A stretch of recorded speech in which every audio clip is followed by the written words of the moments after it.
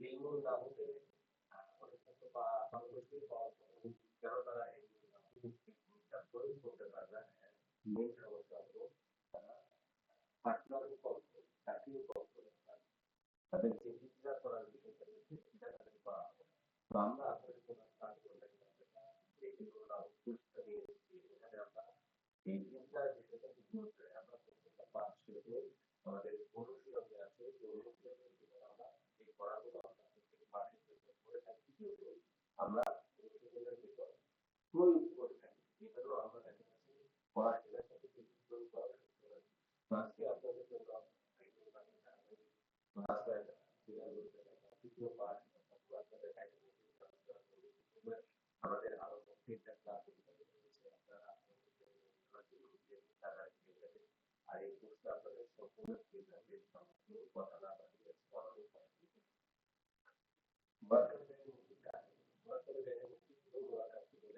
যার বক্তা তার বক্তব্য শেষ করে শ্রোতা তার থেকে অর্থাৎ এমন একটা বাক্য হবে যে বাক্যটা বলার পর যে শ্রোতা আছে শ্রোতা সেখান থেকে পুরো একটা অর্থ সে খুঁজে পাবে না অর্থাৎ সেটা অপূর্ণ থাকবে পূর্ণ থাকবে না এটাকে বলা হয় তোমরা তো আমাকে এটা কথা বলছে তারপরে প্রথম যে কথাটা নিজের দরকার নিজের দরকার মানে সব তোমরা যেমন কমলা বাইরে এখন যখন আপনি কাউকে বলবেন তাকে প্রশ্ন করবেন কমলা বাইরে তখন একটা প্রশ্ন থাকবে বাইরে গুলা কি আসলে বাইরে গুলা কি আছে নাকি বাইরে গুলা পারে নাকি এটা একটা পূর্ণ বাক্য মহাকাশ থেকে এটা দ্বিতীয়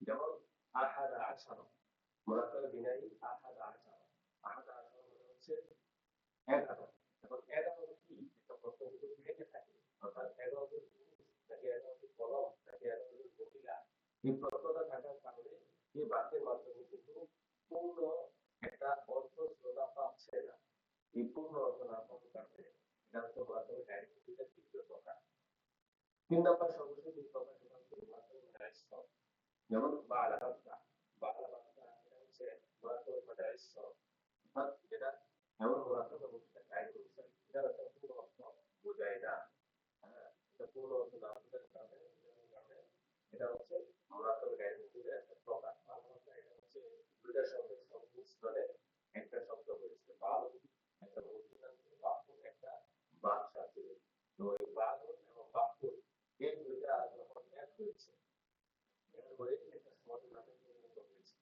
সুতরাং এই বাংলা ভাষা সমাজের নাম এখানে এটা দ্বারা একটা প্রশ্ন থেকে থাকে জাতীয় সরকার কোথায় অবস্থা তোমাকে প্রশ্ন থাকে এই অপূর্ণ বাক্য হওয়ার কারণে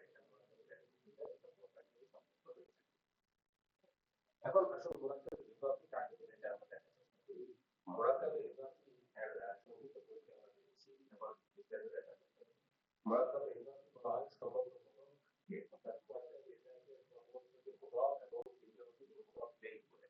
আমি ভাষায় একাধিক জায়গায় একাধিক ভাষা বলতে হয়েছে পরিচয় জানা আমাদের খুব জরুরি তো আজকে আমরা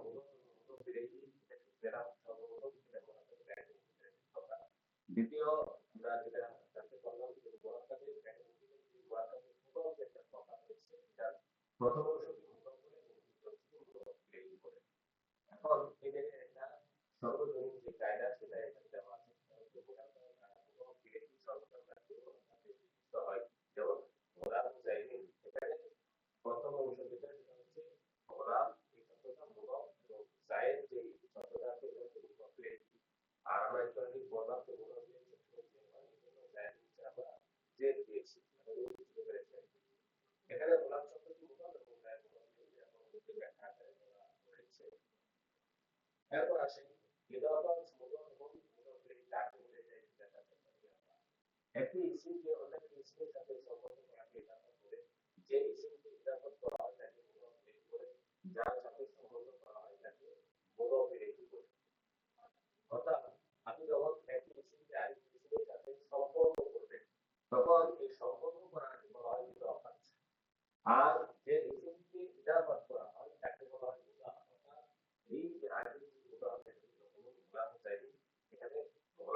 কিন্তু জায়েদের সাথে সম্পর্ক করা হচ্ছে, অর্থাৎ জায়েদের গোলাম। এখন এই জায়েদ গোলামকে সমর্থন করার কারণে বিপদ, আর যার থেকে সমর্থন করা হয় বলতে এখানে আছে যার সাথে অথবা যার থেকে সমর্থন করা হয় তাহলে গোলাম জায়েদের দিকে যদি সমর্থন করা হচ্ছে সুতরাং এই জায়েদটা হচ্ছে মুদাফ ইলাইহি। মুদাফ এবং মুদাফ ইলাইহি খুব ঠিক। মুদাফের শুরুতে আলিফ লাম আসবে না, এটা প্রসিদ্ধ কায়দায় কুলিয়া, অর্থাৎ মুদাফ কখনো আলিফ লাম গ্রহণ করে না। অর্থাৎ আরেকটা যখন আপনি দেখবেন যে একটা শব্দের শুরুতে আলিফ লাম আসে, সুতরাং সেটাকে আপনি কখনো মুদাফ বলতে পারবেন না। এজন্য সবসময় আপনি যখন আপনি মুদাফ মুদাফ ইলাইহি মুদাফ আলিফ লাম ছাড়া হবে, আর মুদাফ ইলাইহি থেকে আলিফ লাম নাও হতে পারে এবং নাও হতে পারে। তারপর আরো কিছু কায়দা আছে, যেমন মুদাফের সাথে তাসনিয়া আছে, এটা একটা কায়দা কুলিয়া। তারপর ইদাফাতের সময় তাসনিয়া এবং ইদাফাতের একটা সারিদের বিপরীত থাকবে, অর্থাৎ যখন ইদাফাতের অর্থাৎ সম্বোধন করা হবে একটা ইসমকে একটা ইসমের সাথে, তখন কিন্তু তাসনিয়া এবং জমা মুযাক্কার সারিদের বিপরীত সেখানে থাকবে না, কোনো কিছু হয়ে যাবে। মুদাফ এবং মুদাফ ইলাইহি মিলে একটা পূর্ণ বাক্য হয় না। কেন হয় না? আমরা বলেছি মুদাফ এবং মুদাফ ইলাইহি মিলে মুরাক্কাব ইদাফি হয়, আর মুরাক্কাব ইদাফি বাইরে মুরাক্কাব, অর্থাৎ আমরা বলেছি কি গায়রে মুফিদ, মুরাক্কাবে গায়রে মুফিদের একটা প্রকার। আর মুরাক্কাবে গায়রে মুফিদের সংজ্ঞায় আমরা দেখেছি যে মুরাক্কাবে গায়রে মুফিদ এমন মুরাক্কাব বাক্যকে বলা হয় যে বাক্যের মাধ্যমে শ্রোতা কোনো পরিপূর্ণ অর্থ পায় না, অর্থাৎ তার একটা পরিপূর্ণ বোধ আসে না। এই পরিপূর্ণ বোধ না আসার কারণে মুদাফ মুদাফ ইলাইহি পূর্ণ বাক্য হয় না, এবং এটা কথা। মুদাফ ইলাইহি সবসময় যে দেখতে এটা আমরা একবার করেছি, অর্থাৎ মুদাফ ইলাইহি সংজ্ঞা চেক করে এখানে যখন অথবা পেশ হওয়ার কোনো অপশন নেই। এরপর আসেন মুরাক্কাবে বিনাই গায়রে। মুরাক্কাবে বিনাই ওই মুরাক্কাবে গায়রে মুফিদ যাদের ইসমকে অ্যাড করা হয় এবং দ্বিতীয় ইসমকে পূর্বে অ্যাড করা হয়, দো কায়দা থাকে, যেমন আহতা আশারা থেকে ইসাআতা আশারা পর্যন্ত সংখ্যাবাচক শব্দ। অর্থাৎ মুরাক্কাবে বিনাই ওই মুরাক্কাবে গায়রে মুফিদ, অর্থাৎ এমন একটা মুরাক্কাব অর্থাৎ বাক্য হবে যেটা কোনো অর্থ দিবে না, এবং তাদের দুটি ইসমকে অ্যাড করা হবে, দ্বিতীয় ইসমকে পূর্বে অ্যাড করা হবে, দো কায়দা থাকে। যেমন আহাদা আশারা, এটার অর্থ হচ্ছে 11। এখান থেকে ইসাআতা আশারা পর্যন্ত যে সংখ্যাগুলো আছে এগুলোর ভিতরে কিন্তু একটা ওয়াও লুকায়িত আছে, যেটা এরপরে আমরা দেখতে পাচ্ছি। এরপরের প্রশ্নটি লক্ষ্য করুন, আহাদ আশারা ও ইসাআতা আশারা শব্দ দুটি মূলত কি ছিল? উত্তরে এখানে দেওয়া আছে, এগুলো মূলত আহাদু ওয়া আশারা এবং তিসআতু ওয়া আশারা ছিল। অর্থাৎ এই দুইটা ইসমের ভেতর একটা ওয়াও ছিল, ওয়াওকে হযফ অর্থাৎ বিলুপ্ত করে দুটি ইসমকে একত্রিত করা হয়েছে। এই জন্য এটাকে বলা হয় মুরাক্কাবে বিনাই। আশা করি আপনারা বুঝতে পেরেছেন। তারপর লক্ষ্য করে দেখা যাচ্ছে যে এই শব্দগুলোর এরাব কি হবে, এগুলোর এরাব কি হবে এটা বলা হয়েছে। আহাদা আশারা থেকে তিসআতা আশারা পর্যন্ত বাকি আলাদা কাজ, অর্থাৎ সর্বাবস্থায় জবর জবর থাকবে, যেমন ইসনা আশারা থেকে শুধুমাত্র ইসনা আশারা থেকে আচ্ছা, এখানে যেটা বলা হয়েছে এটা হচ্ছে আদব মাহফুজের নিয়ম আছে, আদব মাহফুজের যে কায়দা আছে সেগুলো সম্পর্কে এখানে আলোচনা করা হয়েছে। এই আলোচনাটা আপনাদের যদি প্রাথমিক পর্যায়ে আমি করি তাহলে আপনারা বুঝবেন না, বরং পরবর্তীতে আমরা যখন আদব মাহফুজ নিয়ে একটা ক্লাস করব, আদব মাহফুজের একটা ক্লাসে ইনশাআল্লাহ আপনারা আদব মাহফুজের সকল কায়দা আপনাদের বুঝে আসবে। আদব মাহফুজের আসলে সেই ক্লাস করলে ইনশাআল্লাহ আদব মাহফুজের ব্যাপারে আপনারা সকল ধারণা পাবেন। এখন আসেন আমরা মুরাক্কাবে বানাই সরফ কাকে বলে। মুরাক্কাবে বানাই সরফ ওই মুরাক্কাবে গায়রে মুফিদকে বলে যাতে ইসমকে অ্যাড করা হয় কিন্তু দ্বিতীয় ইসমের পূর্বে কোনো হরফ লুকায়িত থাকে না। অর্থাৎ মুরাক্কাবে বিনাই বলি, আমরা মুরাক্কাবে বিনাই বলেছিলাম যে একটা ওয়াও লুকায়িত থাকে, আর মুরাক্কাবে বানাই সরফের ক্ষেত্রে আমরা বললাম যে এখানে কোনো হরফ লুকায়িত থাকবে না, বরং এটা হরফ লুকায়িত ছাড়াই ইসমকে অ্যাড করা হবে। যেমন এখানে হুকুম দেওয়া আছে বালা বাক্তা, বালা বাক্তা একটি সহজ নাম। এই বালা বাক্তা আমি আপনাদেরকে বলেছি বাউল একটা ইসম, বাকুল আর একটা ইসম, বাউল এবং বাকুল দুটো ইসমকে একত্রিত করা আছে, এর মধ্যে কোনো হরফ লুকায়িত নেই। অধিকাংশ আলেমের মতে মুরাক্কাবে বানাই সরফের প্রথম অংশে বাকি আরবি এবং দ্বিতীয় অংশে মুরাক্কাব পরিবর্তন। এটা বলেছে যে বালুর বাকুল যে দুইটা ইসম, দুইটা ইসমের প্রথম যে অংশটা আছে বালুর, এটা হচ্ছে সবরা জবর হবে, অর্থাৎ জবরটা জবরের উপর মবনি হবে। আর তার পরবর্তী বাকুল যে দ্বিতীয় ইসমটা আছে এটা পারে। এখন এই বায়ু বাকুল হাদর মাউজ এগুলো শহরের নাম কেন রাখা হলো একটা ব্যাখ্যা এনেছে, যদি আমি সংক্ষেপে আপনাদেরকে বলে দিচ্ছি। এখানে লক্ষ্য করুন, বাংলা ভাষার দুটি শব্দের সমন্বয়ে গঠিত বায়ু একটি প্রতিদান বাকুল এক বাচ্চার নাম। সে বাচ্চা ওর মধ্যে পড়ে আছে। পরবর্তীতে তার ও তার মূর্তির নাম চিরস্মরণীয় করে রাখার জন্য সে তার শহরের নামকরণ করেছে বালা বাকুল হাদর মাউজ। আশা করি এই বালা বাক্যের ব্যাখ্যাটা বুঝতে পেরেছেন। এখন আসেন হাদর মাউজ। দ্বিতীয় দুটি শব্দের সমন্বয়ে গঠিত। হাদর অর্থ হচ্ছে উপস্থিত হয়েছে, মাউজ মানে হচ্ছে মৃত্যু। অর্থাৎ বেলুন ব্যক্তি প্রতিবন্ধে আকস্মিকভাবে মারা যাওয়ার কারণে সেই শিক্ষার্থী হাদর মাউজ নামে প্রসিদ্ধ হয়ে গেছে। দ্বিতীয় হলো হাদর মাউজ এবং বালা বাক্য এই দুটি ব্যাখ্যা। এখন আসেন বর্তমানে গায়ের মধ্যে কোনো প্রকার ছাড়াও আরো বিভিন্ন প্রকার আছে কিনা এটা উত্তরে দেওয়া আছে। গায়ের মধ্যে আরো কয়েকটি প্রকার আছে, পাওয়া যায় না, আরো কয়েকটি প্রকার পাওয়া যায়। আমরা ক্লাসটা বেশি দীর্ঘ করবো না, একটু খেলা দিকে চলে যাবো। তো গায়ের মধ্যে আরো কয়েকটি প্রকার আছে, তার মধ্যে একটা হচ্ছে তাওসিফ, অর্থাৎ যা হচ্ছে মাওজুদ এবং সিফাতে গঠিত হয়, যেমন মওজুদ আলিমুন। এখানে মওজুদ আলিমুন এটা কিন্তু মুরাদের গায়ের মধ্যে একটা প্রকার হিসাবে বলা হচ্ছে, কারণ মওজুদ আলিমুন এটা হচ্ছে মুরাদের তাওসিফি, আর এই মুরাদের তাওসিফ হচ্ছে মুরাদের গায়ের মধ্যে একটা প্রকার। তারপর হচ্ছে মুরাদের সফি, যা একটি ইসিম এবং একটি আওয়াজ দ্বারা গঠিত, যেমন সিপ ওয়াই। এখানে সি একটি ইসিম এবং ওয়াই একটি আওয়াজ, এই দুটো নিয়ে একটা ইসিম তৈরি করেছে। এই মুরাদের সফি হচ্ছে একটি মুরাদের গায়ের মধ্যে একটি প্রকার। আশা করি বুঝতে পেরেছেন। এবার আসেন আমাদের মূল যে পড়াগুলো আমরা পড়লাম, এগুলো কিভাবে প্রয়োগ করতে হয় এটা আমরা জানার চেষ্টা করব ইনশাআল্লাহ তাআলা। আমরা এখন অনুশীলন দেখার চেষ্টা করব। আমাদের পড়াগুলো হয়েছে এগুলো আমাদের এখানে প্রয়োগের যে যোগ্যতা সেটা তৈরি করে। এখানে বলা হয়েছে নিম্নলিখিত বাক্যগুলোর মধ্যে মুরাদের গায়ের মধ্যে চিহ্নিত করা, অর্থাৎ মুরাদের গায়ের মধ্যে কোন করতে হবে। প্রথম যে উদাহরণটা আছে, جليس السوء شيطان، جليس السوء شيطان। এটা কি মুরাক্কাবে মুফিদ নাকি মুরাক্কাবে গায়রে মুফিদ, এটা আমাদের এখন চিহ্নিত করতে হবে। এখন জালিস السوء شيطان এর অর্থ কি? এটা অর্থ তো জালিস السوء شيطان এটা আসলে কোন প্রকারের বাক্য? এর অর্থ হচ্ছে যে খারাপ সঙ্গী শয়তানের মতো। এটা কিন্তু একটা পূর্ণ অর্থ দিচ্ছে, অর্থাৎ শ্রোতাকে কিন্তু একটা পূর্ণ অর্থ দিচ্ছে। অর্থাৎ জালিস এতটুকু যদি থাকতো বাক্যটা, তখন কিন্তু এটা মুরাক্কাবে গায়রে হতো, কিন্তু তারপরেও যে শয়তান আমার দ্বারা এটা কিন্তু একটা পূর্ণ অর্থ দেওয়ার মাধ্যমে মুরাক্কাবে মুফিদে পরিণত করেছে। এই জন্য এটা মুরাক্কাবে গায়রে মুফিদ না। এরপর আছে কি রাসূলুল্লাহি, আল্লাহর রাসূল। রাসূলুল্লাহি আল্লাহর রাসূল, এটা কিন্তু মুরাক্কাবে গায়রে মুফিদ এর একটা প্রকার। কোনটা সেটা হচ্ছে মুরাক্কাবে প্রকার। আমরা বলেছি যে মুরাক্কাবে গায়রে মুফিদের একটা প্রকার হচ্ছে কি মুরাক্কাবে ইদাফি। আর মুরাক্কাবে ইদাফি গঠিত হয় প্রথম একটা শব্দ থাকে হচ্ছে ইসিমটাকে মুদাফ হিসাবে, দ্বিতীয় একটা থাকে মুদাফ ইলাইহি হিসাবে। আমরা বলেছি যে মুদাফ ইলাইহি সবসময় যে বিশিষ্ট হয়, এই জন্য এখানে রাসূলুল্লাহি আল্লাহ শব্দের আয়াতে চিহ্নিত করা হয়েছে। এই জন্য আমরা বলতে পারি যে রাসূলুল্লাহি মুরাক্কাবে গায়রে মুফিদ।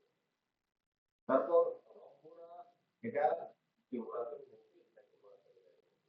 আমরা যখন বলবো রব্বুনা আমাদের রব, আমাদের রব, এখানে কিন্তু একটা কি আছে, অন্তর্গত হওয়া আছে। সুতরাং এই রব্বুর একটা ইসিম, নাম হচ্ছে আরেকটা ইসিম। এই দুইটা ইসিম মিলে যখন একটা বাক্য গঠিত হয়েছে, তখন সেটা কি হচ্ছে মুদাফ ইলাইহি হচ্ছে, অর্থাৎ আমাদের রব। আর আমরা বলেছি যে মুদাফ মুদাফ ইলাইহিতে মিলে যদি কোনো বাক্য গঠিত হয় তখন সেটা মুরাক্কাবে ইদাফি হয়। আর মুরাক্কাবে ইদাফি এটা হচ্ছে কি মুরাক্কাবে গায়রে মুফিদের একটা প্রকার। এই জন্য রব্বুনা এটা হচ্ছে মুরাক্কাবে গায়রে মুফিদ। তারপর হজ্জুল বাইত মানে কি ঘরের হজ, বাইতুল্লাহর হজ, আল্লাহর ঘরের হজ। এটাও কিন্তু মুদাফ মুদাফ ইলাইহি এর একটা উদাহরণ। আর মুদাফ মুদাফ ইলাইহি মুরাক্কাবে গায়রে মুফিদের প্রকার হয়, তাহলে আমরা বলতে পারি হজ্জুল বাইত। এই বাক্যটি হচ্ছে মুরাক্কাবে গায়রে মুফিদ। তারপর আছে কিতাবুল জাদীদ, নতুন কিতাব।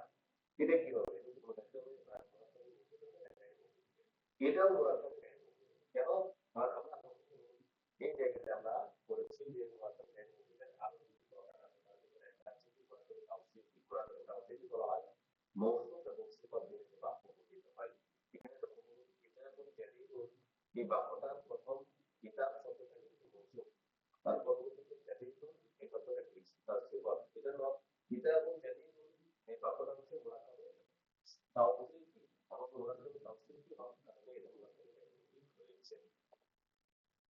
তারপর আসুন আযাবুল কবরি হাক্কুন, কবরের আযাব সত্য, এটাও কিন্তু জারি সুস্থ সাইফাউল এর মতো।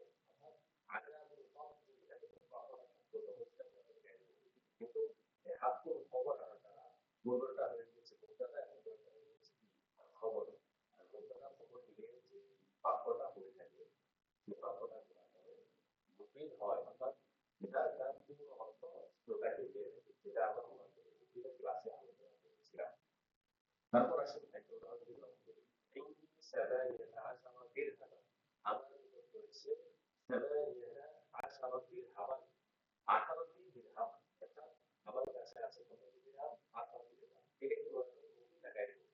এটা হচ্ছে মুরাদের মুফিদ। কারণ আমরা মুরাদের গায়রে মুফিদের ব্যাপারে সংজ্ঞা আমরা বলেছি সেখানে শুধুমাত্র সাবানিয়াতা আশারা থাকলে সেটা মুরাদের গায়রে মুফিদ, অর্থাৎ যদি সাবানিয়াতা আশারা আহাদা আশারা আমরা কিন্তু বলেছিলাম সেরকম যদি এখানে সাবানিয়াতা আশারা থাকতো তখন এখানে কত আসতো? 18 কি এখানে বলা হচ্ছে দিরহামান, যেহেতু 18 দিরহামানটা এসে গিয়েছে।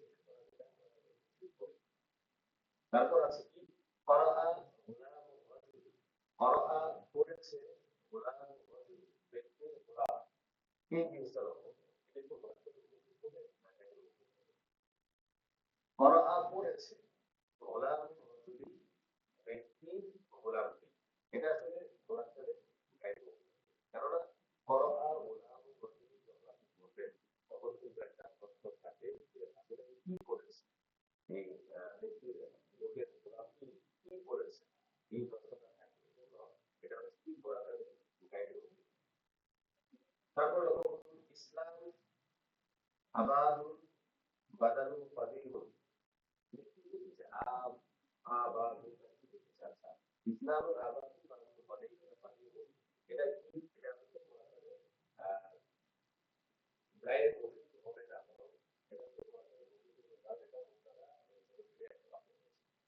তারপর হাবুল মাউস, তারপর বালাগুল মাহদুর, হাবুল মাউস আমরা এখানে বলেছি তারপর এটা বলা এখন সর্বশেষ বালাগুল মাহদুর, এই বাক্যটা কি হবে এটা আপনাদের কাছে আমার প্রশ্ন থাকবে, এই বাক্যটা কি হবে এটা আপনারা সবাই জানাতে আর ক্লাসটা কেমন লাগলো সেটা অবশ্যই জানাবেন। লাইক না ফলো না সাবস্ক্রাইব না করে তাহলে আমরা অবশ্যই করি আপনারা লাইক করুন, শেয়ার আমাদের উৎসাহিত করে আপনাদের এরকম কি ক্লাস হবে এই জন্য আপনাদের কাছে অনুরোধ থাকবে আপনারা আমাদের ক্লাসটা পরিচিত সবাই পাওয়ার পর এগুলো যখন দেখেছেন সেটা কমেন্টে আপনারা তো এই ছিল আমাদের আজকে ক্লাস মোটামুটি। তারপর ইনশাআল্লাহ আমরা পরবর্তীতে আরেকটা গুরুত্বপূর্ণ অধ্যায় আলোচনা করব। আজকে আমরা পূর্ণভাবে বুঝতে পারি না এই সম্পর্কে যেগুলা একজন কথা আছে তো আজকে ক্লাসে তাহলে আরো যে উৎসব আছে